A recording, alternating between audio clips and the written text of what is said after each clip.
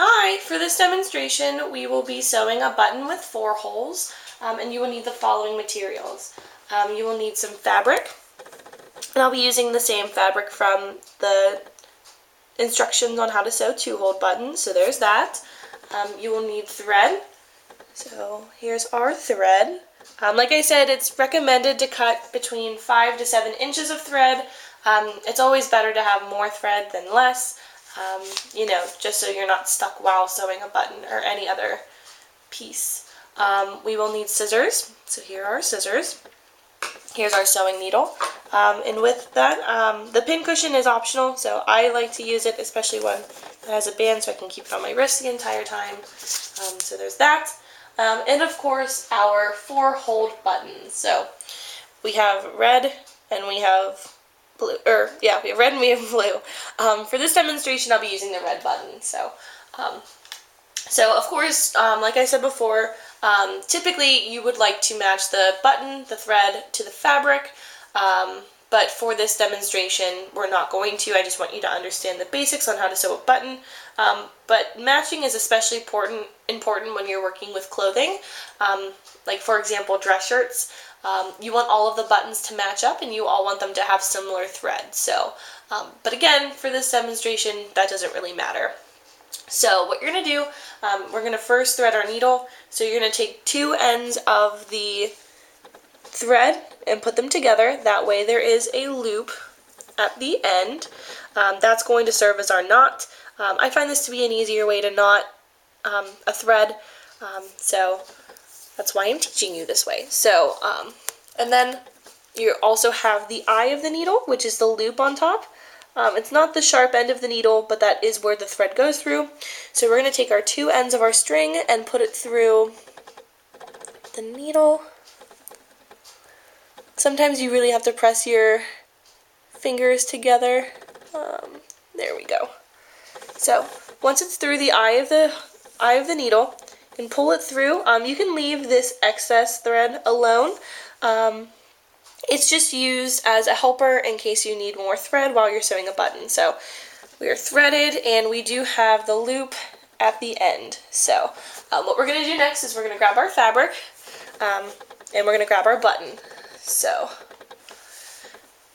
again, you're going to place the button where you'd like it to be sewn. With your middle finger, your pointer finger can also help as well, and your thumb. So this is where I want my button to be positioned. Okay, so what we're going to do now is kind of like what we did last time too. So I'm going to this is the right side of the fabric. This is considered the wrong side of the fabric where all the work is being done through.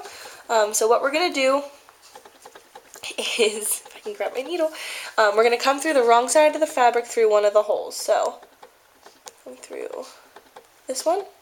So I'm going to come through that upper right hand hole, pull my needle through, not the whole way. That way the loop of thread can stay on the other side to knot. And for a 4-hole button, I'm going to do a stitch diagonally. So this is where my thread is. I'm going into this button. So I can put my button in and insert it, pulling the thread again, not completely through so the thread falls out, but through enough that there is a stitch. So I'm going to flip to the wrong side of the fabric where our work is. I'm going to pull the thread not all the way through so we have that loop. Then I'm going to insert my needle through the loop, pulling it completely through, making a little knot. So that's our first step. Okay, then we're going to flip it back over to the right side, and coming through the wrong side of the fabric, we're going to go in a hole that hasn't been used yet. So I'm going to push the needle from the wrong side of the fabric to this side. Sometimes it might be tricky, but if you be patient, you can get it. So we're going to come through this one.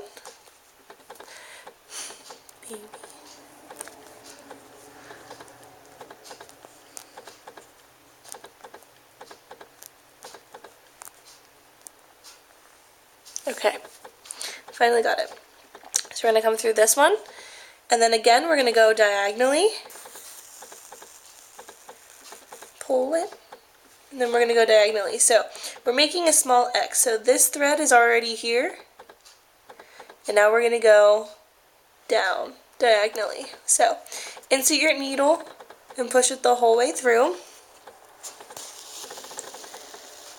That way we're making an X on the button. So again, you're going to repeat those steps. So you're going to come down here, the bottom hole, pull through, go through the top diagonal one, making an X, pull through, go through the top, maybe, go through the top, here we are, grab the needle, pull, again, diagonal, and pull. We're going to do that one more time, 3 times, just to make sure that the button is sewn really tight. So we're going to go through the bottom, pull,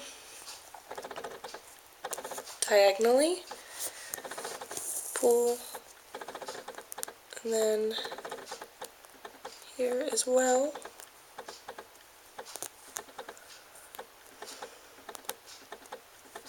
Just be careful not to poke yourself. It'll hurt. The needle is a little sharp, so, and again.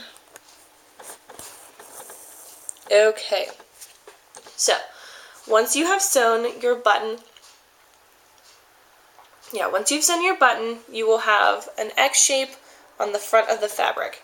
So again, like what we did with the instructions on how to sew a button with 2 holes, you're going to come from the wrong side of the fabric, and you're going to come up right behind the button. So I'm going to go right behind it, through the fabric, between the button and the fabric. So pull that. To strengthen the button even more, we're going to wrap the thread around the button 6 times. So I'm going to go 1, 2, 3, 4, 5, 6. And then again, you're going to take your button, or I'm sorry, you're going to take your needle and insert it right in between the fabric and the button to the other side of the fabric. So we're going to take that, like so. Okay, so then you can see that there is extra thread in between the button and the fabric to make sure it's held in place. So then on the wrong side of the fabric, we're going to flip it over. So this is where our work is. We're going to insert our needle under a little bit of fabric and catch it. Pull through, not the whole way. That way there's a loop at the bottom. Then we're going to insert our needle through the loop and pull, making 1 official knot. And we're going to do that about 2 other times. So do that. Grab some fabric, pull through, insert the needle through the loop. Again.